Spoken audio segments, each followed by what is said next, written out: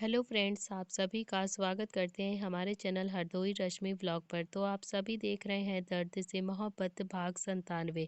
इससे पहले इस कहानी के 96 भाग अपलोड हो चुके हैं चैनल पर। अगर आप सब ने नहीं पढ़ा है तो ज़रूर पढ़ लीजिएगा। तो चलिए देखते हैं अब तक आप सब ने पढ़ा था। दिशा ने हैरानी से नील की तरफ देखा और फिर उसके फ़ोन पर मिस कॉल कर दी। फिर बोलती है कि लेकिन आपका फ़ोन तो आपके पास है ही नहीं। नील ने थोड़ा सा हंसते हुए बोला कि फिक्र मत करो तुम, मैं तुम्हारा नंबर सेव कर लूँगा, लेकिन याद रखना कभी भी मेरी ज़रूरत हो तो मुझे फ़ोन करने में बिल्कुल भी हिचकिचाना मत। दिशा ने भी हल्की सी हाँ में अपनी गर्दन हिला दी कि तभी कमरे में शुभ रॉकेट की तरह लैंड होता है। वो एकदम से कमरे के अंदर घुस गया था, जिससे नील और दिशा दोनों ही हैरानी से उसे देखने लगते हैं। आप देखते हैं आगे इस कहानी में क्या होता है। उसने दिशा का चेहरा नहीं देखा था, बस उसकी कमर पर ही उसकी नज़र गई। उसने एक नज़र दिशा की तरफ देखा और फिर नील की तरफ देखकर बोलता है कि क्या भाई, कहाँ पर पिटकर आए हैं आप? ये सुनते ही दिशा एकदम से पलटकर शुभ को देखने लगती है और फिर शुभ की नज़र तो सीधा दिशा पर ही जाकर टिक गई थी। शुभ दिशा की तरफ ही देख रहा था कि दिशा ने एक बार शुभ की तरफ देखा और फिर अपने फ़ोन में कुछ करने लगती है। तो वहीं शुभ की नज़र दिशा पर जब टिकी हुई थी तो नील भी उसे घूर घूर कर देख रहा था। नील बोलता है कि छोटे शेर इधर आओ। शुभ ने सुना ही नहीं, उसकी नज़र तो दिशा पर ही टिकी थी। तो नील ने थोड़ा सा तेज आवाज़ में कहा कि छोटे शेर इधर आओ ना। लेकिन शुभ तो अभी भी बस दिशा की तरफ ही देख रहा था। उसके अलावा उसे कमरे में कोई दिखाई भी नहीं दे रहा था कि तभी दिशा ने शुभ की तरफ देखा और कहा कि भैया, आपको बुला रहे हैं। तो शुभ ने भी जल्दी से अपने होश में वापस आते हुए उसे देखा और फिर नील की तरफ देखकर बोलता है कि हाँ भाई। नील ने उसे आंखें दिखाते हुए पास आने का इशारा किया। तो शुभ भी नील के पास चला गया और फिर नील बोलता है कि इस लड़की को हॉस्टल छोड़ दो, यही मुझे यहाँ पर हॉस्पिटल में लेकर आई थी। शुभ ने भी हाँ में अपनी गर्दन हिला दी और फिर मुस्कुरा कर बोलता है कि हाँ भाई, अभी छोड़ देता हूँ इसके हॉस्टल ही से। इतना कहकर उसने भी मीठी सी मुस्कुराहट के साथ दिशा की तरफ देखा और बोला कि चले। दिशा ने भी हाँ में अपनी गर्दन हिला दी और फिर एक बार नील की तरफ देखकर बोलती है कि थैंक यू भैया। नील ने भी आंखें झपकाकर उसका थैंक यू एक्सेप्ट कर लिया और फिर दिशा भी मुस्कुराकर वहां से चली गई। शुभ भी एकदम से अंगड़ाई तोड़ता हुआ मुस्कुराता हुआ दिशा के पीछे पीछे जाने लगता है। तभी नील ने उसे आवाज लगाई, शुभ। तो शुभ भी पलटकर नील की तरफ देखता है। तो नील ने उसे पास आने का इशारा किया और फिर शुभ रॉकेट की स्पीड के साथ नील के पास फिर से गया। तो नील ने अगले ही पल शुभ का कॉलर पकड़कर उसे अपनी तरफ खींचा और फिर उंगली दिखाते हुए काफी ज्यादा गुस्से से घूर कर देख कर बोलता है कि अगर तूने इस लड़की के साथ कोई भी शरारत की ना, तो फिर इस लड़की ने अगर गलती से भी आकर मुझे तेरी शिकायत बता दी ना, तो फिर सोच लेना कि मैं तेरा क्या करूंगा, समझा तू? शुभ भी मुस्कुराकर बोलता है कि यार क्या बात करते हो भाई आप तो मेरे दिल के बारे में कैसे ही जान लेते हो? ये सुनते ही नील ने हल्का सा थप्पड़ मारा और फिर शुभ का गाल तो एक तरफ हो गया था, लेकिन अगले ही पल शुभ ने भी हल्की सी मुस्कुराहट के साथ नील की तरफ देखा और फिर उसे हवा की तरह वहां से चला गया। जाते जाते उसने नील की आवाज सुनी थी, मैं बता रहा हूँ तुझे, डिस्टेंस मेंटेन करना उसके साथ, वरना तो तू गया मेरे हाथ से। शुभ ने पलटकर कोई भी जवाब नहीं दिया और दिशा के पीछे पीछे हॉस्पिटल से बाहर आ गया। सुबह का वक्त हो चला था, हल्की हल्की सी रोशनी हो गई थी। शुभ ने गाड़ी का गेट खोला और फिर दिशा अंदर बैठ गई थी। शुभ भी आकर ड्राइविंग सीट पर बैठ गया था और शुभ बोलता है कि सीट बेल्ट लगा लो। दिशा ने भी हल्की सी शुभ की तरफ देखा और फिर उसकी बात सुनकर बोलती है कि सीट बेल्ट ये कैसे लगती है? शुभ ने अपनी सीट बेल्ट दिखाते हुए कहा कि ये देखो, वो साइड से होगी। दिशा ने भी इधर उधर देखा, लेकिन उसे कहीं से कोई सीट बेल्ट दिखाई नहीं दे रही थी। शुभ खुद से बोलता है कि यार, फिर भाई कहते हैं कि शरारत मत करो, अब मैं क्या करूं? इतना कहकर शुभ भी दिशा के थोड़ा सा करीब आया तो दिशा थोड़ा सा पीछे हट गई। शुभ ने सीट बेल्ट निकाली और फिर दिशा की सीट पर लगाते हुए बोलता है कि आज से पहले कभी भी गाड़ी में नहीं बैठी थी क्या तुम, जो तुम्हें सीट बेल्ट लगाना नहीं आता है? दिशा ने हाँ में अपनी गर्दन हिला दी। तो शुभ ने अब कुछ भी नहीं पूछा और फिर ड्राइव करने लगता है, लेकिन शुभ की नज़र बार बार दिशा की ओर ही जा रही थी और फिर दिशा जो कि खिड़की से बाहर की तरफ देख रही थी। शुभ खुद से ही बड़बड़ाते हुए बोलता है कि नाम पूछूं या नहीं? नहीं नहीं भाई, खुद ही बता देंगे। नील भाई नहीं बताएंगे तो? नाम तो पूछने में कोई बुराई थोड़ी ना होती है, इसमें शिकायत करने वाली क्या ही बात होगी? ये इसमें क्या ही शिकायत करेगी? अपने आप से थोड़ी सी बात करने के बाद शुभ भी बोलता है कि क्या नाम है आपका? दिशा ने एक नज़र शुभ की तरफ देखा और फिर बहुत ही प्यार से बोलती है दिशा। शुभ के चेहरे पर तो हल्की हल्की सी मुस्कुराहट आ गई थी और वो बहुत ही प्यार से बोलता है कि बहुत प्यारा नाम है। लेकिन दिशा ने ना तो उसे थैंक यू कहा और ना ही उसके चेहरे पर कोई भी मुस्कुराहट आती है। शुभ ने भी दिशा के इतने सीरियस से चेहरे को देखकर खुद से ही बड़बड़ाते हुए कहा कि यार, ये लड़की हंसती नहीं है क्या? कोई बात नहीं, मुझसे दोस्ती करेगी ना तो हंस हंस कर लोट पोट हो जाएगी। थोड़ी देर के बाद सुबह के 7 बजे का समय था। गाड़ी हॉस्टल के बाहर आकर रुकती है। दिशा ने भी शुभ की तरफ देखा तो शुभ बोलता है कि उतरो। दिशा बोलती है कि ये तो खोल दीजिए आप। शुभ ने भी सीट बेल्ट को खोल दिया और फिर दिशा भी गाड़ी का दरवाज़ा खोलने लगती है, लेकिन दरवाज़ा उससे खुल ही नहीं रहा था। तो शुभ ने भी अपना हाथ बढ़ाकर गाड़ी का दरवाज़ा खोल दिया और फिर दिशा भी जल्दबाजी के साथ उतर गई। उसने झुककर शुभ की तरफ देखा और बोली कि थैंक यू। शुभ ने कहा कि मेरा नाम नहीं पूछोगी? दिशा ने अपनी मासूमियत से बस नाम में अपनी गर्दन हिला दी और फिर चुपचाप वहां से चली गई। शुभ बस उसे जाता हुआ देखता रह गया। कितनी अजीब सी लड़की थी ये। उसने भी शुभ का नाम नहीं पूछा था और फिर शुभ को तो खुद ही एकदम से शिकायत हो गई थी अपने आप से ही। लेकिन अगले ही पल उसने भी गाड़ी घुमा ली तो वहीं दूसरी तरफ शोभित अपने दोस्तों के साथ बास्केटबॉल खेल रहा था। तभी एक लड़के ने कहा कि और भाई, तेरी लव स्टोरी कहाँ तक पहुंची? शोभित बोलता है कि बहुत आगे तक पहुंच चुकी है। तू क्यों टेंशन ले रहा है इतनी ज्यादा? लड़के ने कहा कि नहीं, मैं क्यों टेंशन लूंगा भला, मैं तो बस ऐसे ही कह रहा था कि अगर मन हो तो शिखा से शादी करके उसे घर ले जा अपने। शोभित ने काफी ज्यादा गुस्से से घूर कर उसे देखा और कहा कि प्रॉब्लम क्या है तुम सबको? मेरी शादी के पीछे क्यों पड़े हो? हाथ धोकर तुम सबके सब भाई, शादी नहीं करनी है मुझे शिखा से। शादी करने के लिए थोड़ी ना उसे फंसाया है मैंने, बस समझ लो इसीलिए पटाया है क्योंकि पूरे कॉलेज में किसी की इतनी हिम्मत नहीं है जो शिखा को पटा ले बस। और जो कोई नहीं कर सकता है ना, वो मैं कर सकता हूँ, वो मैं कर भी रहा हूँ। शोभित के दोस्त भी समझ गए थे कि शोभित कभी भी नहीं समझेगा। तभी एक लड़के ने उसकी बाजू पर हाथ रखकर कहा कि वो देख शिखा आ रही है, शायद वो तुझसे मिलने के लिए ही आ रही है। शोभित भी बास्केटबॉल एक तरफ फेंक कर भागता हुआ शिखा के पास गया तो शिखा भी अपने साथ एक बैग लेकर आई थी। उसने भी बैग शोभित की तरफ बढ़ाते हुए बहुत प्यार से कहा कि ये लो, मैं तुम्हारे लिए कुछ लेकर आई हूँ। तो शोभित ने भी बैग पकड़ लिया और फिर बोला कि क्या लेकर आई हो तुम मेरे लिए? शिखा प्यार से बोलती है कि तुम्हें ब्रांडेड कपड़े पहनने का बहुत ज़्यादा शौक है ना, तो मैं तुम्हारे लिए एक जोड़ी ब्रांडेड कपड़े लेकर आई हूँ। शोभित बोलता है कि लेकिन तुम्हें किसने कहा था ये कपड़े लाने के लिए? शिखा बोलती है कि अरे, तुमने हमारी डेट प्लान की थी ना, तो तुम्हारा भी तो कितना ज़्यादा खर्चा हुआ था। रिटर्न में तो मुझे भी कुछ देना ही था तुम्हें, इसीलिए ये कपड़े लेकर आई हूँ तुम्हारे लिए। बहुत अच्छे कपड़े हैं, कल पहन कर आना इसे। शोभित उन कपड़ों को देखकर थोड़ा सा गुस्सा भी हो रहा था और बहुत ज़्यादा इरिटेट भी हो रहा था। शिखा ने भी अपने बजट से बहुत ज़्यादा खर्च करके वो कपड़े उसके लिए खरीदे थे, लेकिन शोभित के लिए उनका कोई भी मतलब नहीं था। वो कपड़े उसके लिए बिल्कुल बेकार थे, मगर फिर भी शिखा का दिल रखने के लिए उसने कपड़े रख लिए और फिर मुस्कुराकर बोलता है कि देखो शिखा, आज रख रहा हूँ मैं इन कपड़ों को, लेकिन आज के बाद मुझसे पूछे बिना मेरे लिए कुछ भी मत लेकर आना। मैं नहीं चाहता हूँ कि तुम मुझ पर पैसे खर्च करो। शिखा मुस्कुराकर बोलती है कि क्यों, तुम भी तो मेरे ऊपर पैसे खर्च करते हो ना, तुम भी तो मेरी बात नहीं मानते हो ना, तो फिर मैं क्यों मानूं तुम्हारी बात? अच्छा ठीक है, वो सब कुछ छोड़ो, मेरे 2 दिन के बाद एग्ज़ाम है, प्लीज़ मुझे डिस्टर्ब मत करना। बस फाइनल एग्ज़ाम क्लियर हो जाए, उसके बाद इंटरव्यू रह जाएगा और फिर एक बार अगर इंटरव्यू क्लियर हो गया ना, तो उसके बाद शादी भी कर लेंगे हम दोनों। प्लीज़ 2 दिन तक मुझे बिल्कुल भी डिस्टर्ब मत करना शोभित।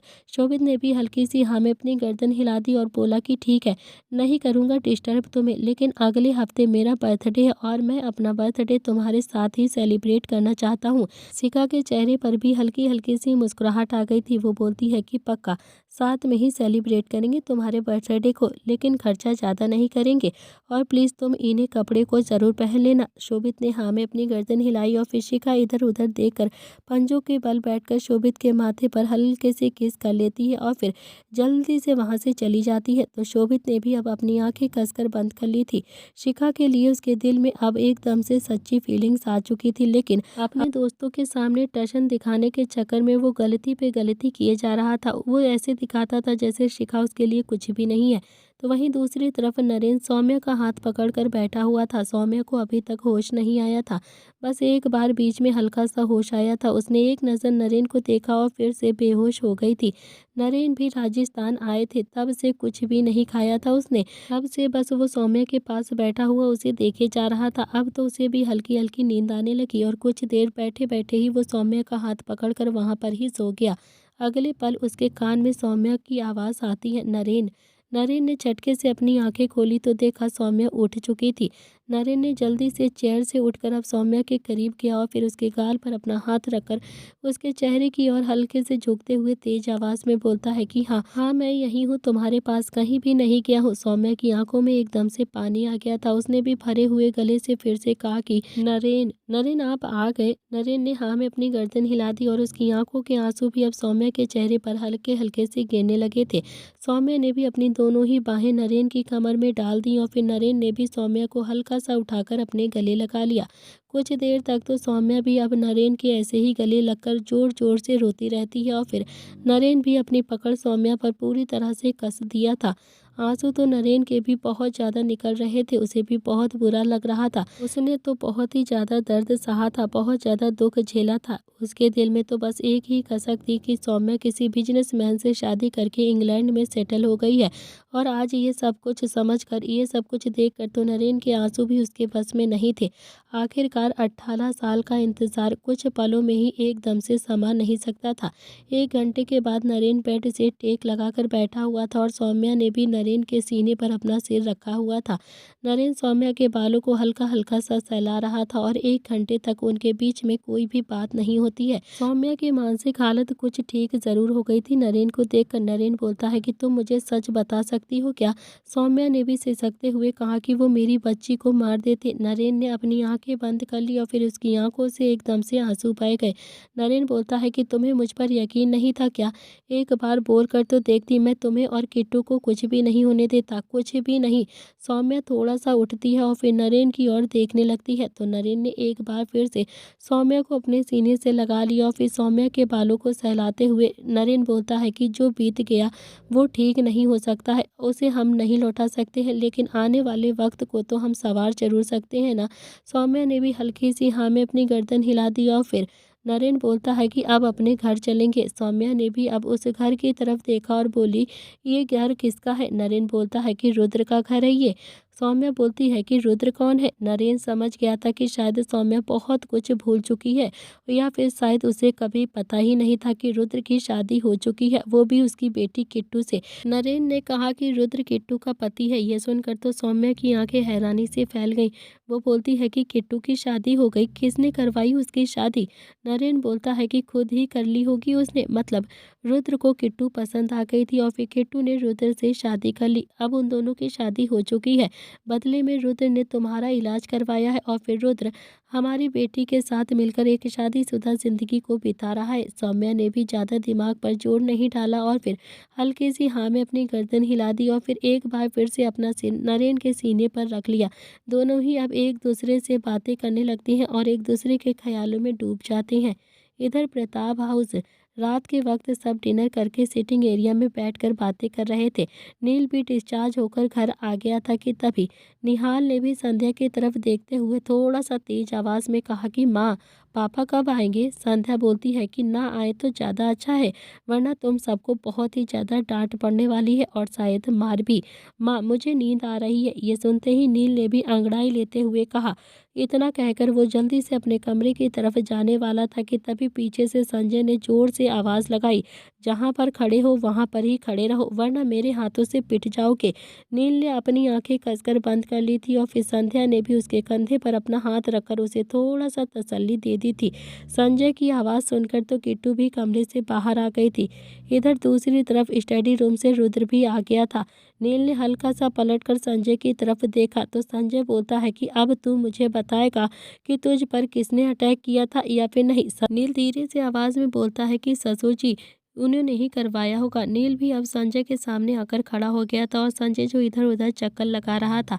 निहाल और शुभ भी धीरे-धीरे से खिसकने लगते हैं तो संजय ने चिल्लाते हुए कहा कि तुम दोनों अगर अपनी जगह से हिल भी गए ना तो फिर मुझसे बुरा कोई नहीं होगा, समझे तुम दोनों। शुभ और निहाल दोनों ही एकदम से रुक गए और फिर शुभ ने भी धीरे से कहा कि पापा, हमने कुछ भी नहीं किया है, हमें नहीं पता है कि नील भैया किसी से झगड़ कर आए हैं, आप ना इन्हीं से ही पूछ लीजिए।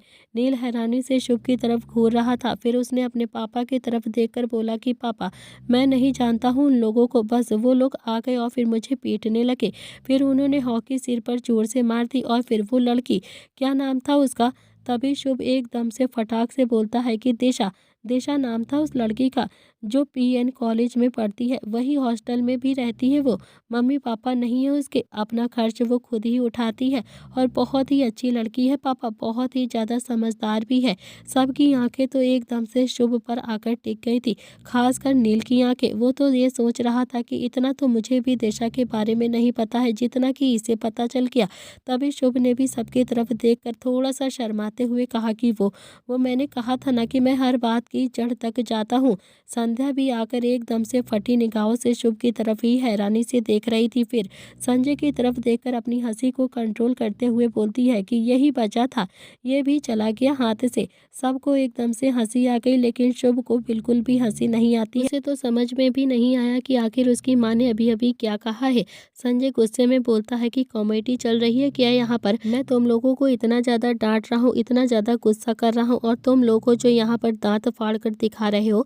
संध्या, तुम ना चुप ही हो जाओ। संध्या भी चुप हो गई तो संजय ने भी नील के पास आकर बोला कि कौन थे वो लोग? नील बोलता है कि मुझे नहीं पता है पापा वो लोग कौन थे। संजय ने कहा कि अगर मुझे पता चला कि तुझे मालूम था और फिर तूने मुझे नहीं बताया है तो फिर मुझे खुद भी नहीं पता है कि तेरे साथ मैं क्या करूँगा।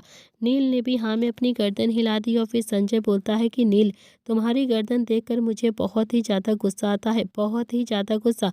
तुम समझते क्यों नहीं हो? तुम में से किसी को भी कुछ हो गया तो फिर कभी सोचा है कि तुम्हारे बूढ़े माँ बाप का क्या होगा, क्या बीतेगी इस घर पर? नील ने संजय की तरफ देखते हुए कहा कि कौन बूढ़ा? संजय ने भी दांत पीसते हुए गुस्से से कहा कि मैं और कौन? हमेशा तो जवान नहीं रहूंगा ना, मैं बूढ़ा तो हो ही जाऊंगा।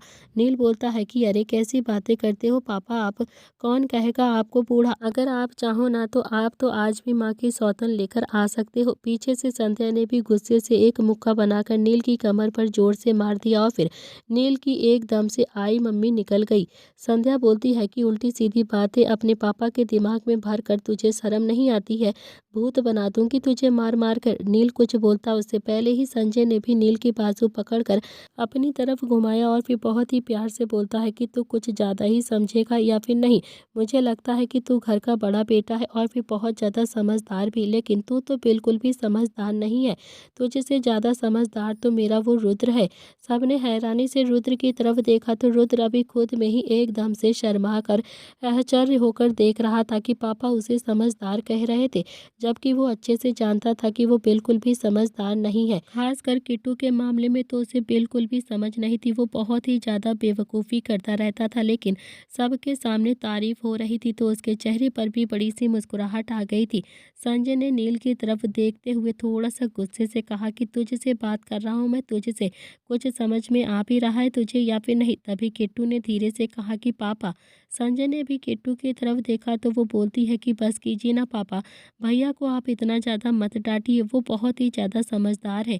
तो सब आंखें फाड़े अभी किट्टू की तरफ ही देखने लगते हैं तो नील ने भी अपने कॉलर को चढ़ाते हुए बहुत ही शान के साथ कहा कि देखा आपके बड़े बेटे का रुतबा, कितने स्ट्रांग हूँ मैं। अब तो किट्टू ने भी कह दिया है कि मुझे मत डांटिए आप, तो अब तो छोड़ दो मुझे। संजय ने किट्टू की तरफ देखकर कहा कि बच्चा, मैं इसे नहीं डांटूंगा तो फिर ये ऐसे ही उल्टे सीधे काम करेगा। किट्टू बोलती है कि पापा, भैया उल्टे सीधे काम नहीं करते हैं, भैया तो बहुत ही ज़्यादा अच्छे हैं।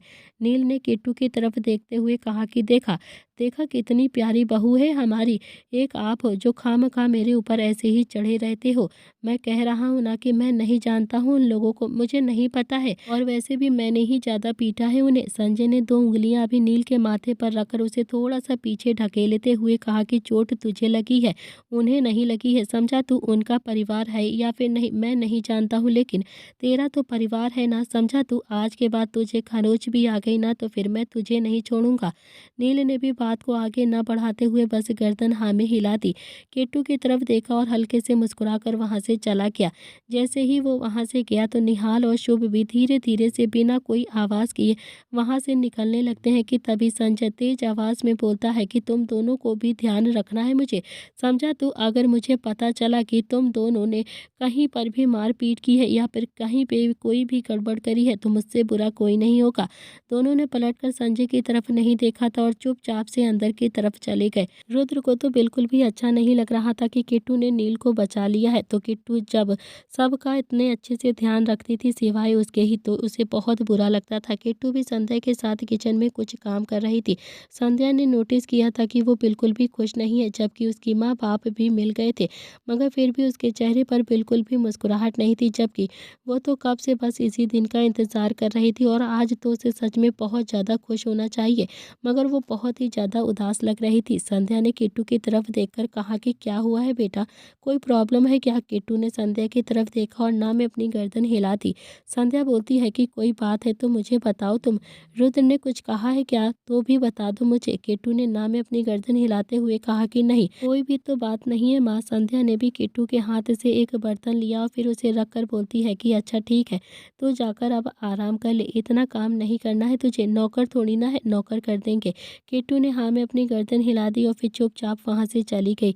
संध्या को किट्टू की टेंशन होने लगी थी, तो संध्या भी किचन से निकलकर सीधा अपने कमरे में गई और फिर संजय को काफ़ी ज़्यादा गुस्से से घूरने लगी। तो संजय बोलता है कि अब तुम्हें क्या हुआ है? संध्या बोलती है कि आप रुद्र को सर पर कुछ ज़्यादा ही चढ़ाकर रखते हो, ये मत समझना कि मुझे पता नहीं चला है, मैं जानती हूँ कि तीनों बच्चों में से सबसे ज़्यादा प्यार आप उसी से ही करते हैं।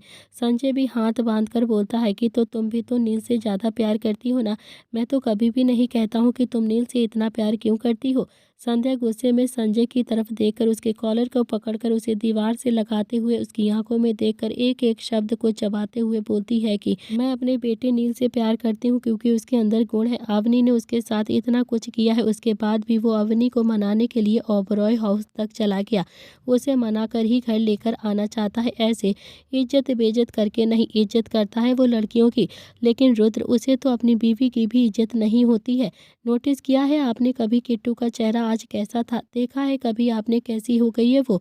जबकि उसे तो खुश होना चाहिए था कि उसके मम्मी पापा भी मिल गए हैं, लेकिन उसके चेहरे पर तो कोई भी खुशी नहीं थी, आंखें भी बस नम रहती हैं उसकी।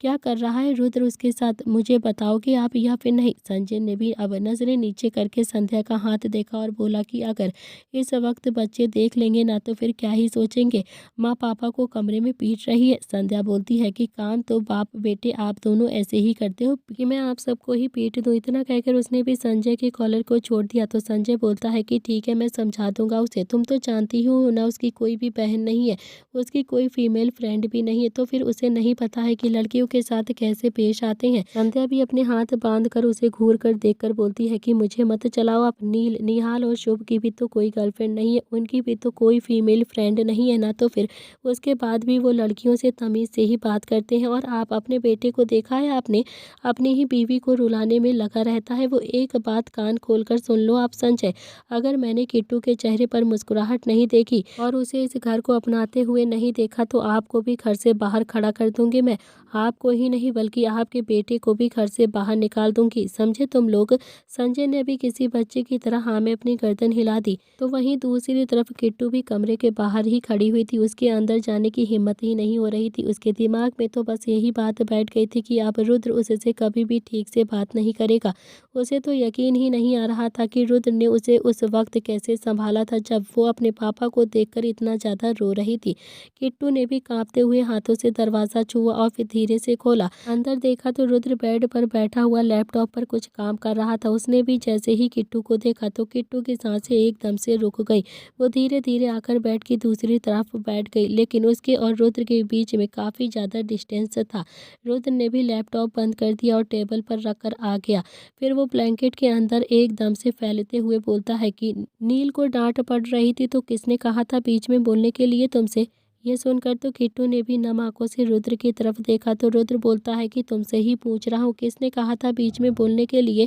किट्टू ने धीरे से कहा कि किसी ने नहीं। रुद्र बोलता है कि तो फिर क्यों बोल रही थी तुम? किट्टू ने सर झुकाकर कहा कि गलती हो गई सर, प्लीज़ माफ़ कर दीजिए, आज के बाद नहीं कहूँगी। इसी के साथ किट्टू की आंखों से एकदम से आंसू टपक कर ब्लैंकेट के अंदर कहीं खो गए। रुद्र का दिमाग भी एकदम से खराब हो रहा था। उसने भी अब किट्टू को उंगली दिखाते हुए कहा, मेरे घर में आग भी लग रही हो ना तो भी तुम बीच में मत बोलना, समझी तुम? किट्टू ने भी रुद्र की तरफ नहीं देखा, बस हाँ में अपनी गर्दन हिला दी। रुद्र ने अपना गुस्सा कंट्रोल किया और जैसे तैसे किट्टू के गाल पर हाथ रखकर उसका चेहरा ऊपर किया तो किट्टू की नम आंखें देखकर रुद्र को भी बहुत ज़्यादा बुरा लग रहा था। उसे खुद के ऊपर भी बहुत ज़्यादा गुस्सा आ रहा था, लेकिन उसका गुस्सा कंट्रोल में ही नहीं हो रहा था। रुद्र ने बहुत ही प्यार से कहा कि देखो मेरी बात सुनो, मैं तुम्हें डांट नहीं रहा हूँ। रुद्र ने इतना ही कहा था कि तभी किट्टू का फ़ोन बजने लगा। रुद्र ने किट्टू को फ़ोन देखा जो कि ब्लैंकेट के ऊपर ही पड़ा हुआ था। किट्टू ने फ़ोन उठाया तो उस पर पापा नाम लिखा हुआ था। नरेन का फ़ोन आ रहा था। यह देखकर तो रुद्र का गुस्सा जो कि अभी अभी कंट्रोल हुआ था वो फिर से बढ़ गया था और फिर उसने भी किट्टू के हाथ से उसका फ़ोन लिया और फिर लाउड स्पीकर पर डालकर बोलता है कि नमस्ते ससुर जी।